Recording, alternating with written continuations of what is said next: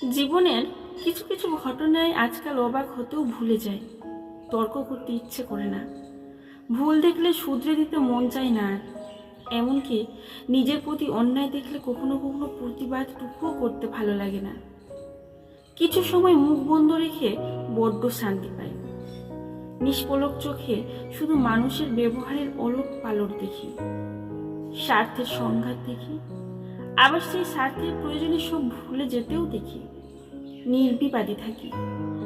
জীবনের এত কঠিন দিক, এত মুখোশ পরা মানুষ, দু দণ্ডে বদলে যাওয়ার কথা আর অসঙ্গত ব্যবহার দেখেছি, যে অতি গুরুতর ব্যাপারকেও এখন তুচ্ছ মনে হয়। চরিত্রের অদ্ভুত দিকগুলো দেখে কাউকে কাউকে পোকার চেয়েও অধম মনে হয়, তবুও ঘৃণা প্রকাশ করতে ইচ্ছে হয় না। কত কিছু বলার থাকে, বলতে প্রবৃত্তি হয় না। চুপচাপ বসে বসে রং দেখি আর মনে মনে হাসি। সত্যি কি বিচিত্র আমাদের দেশ, ততোধিক বিচিত্র মানুষের চরিত্র।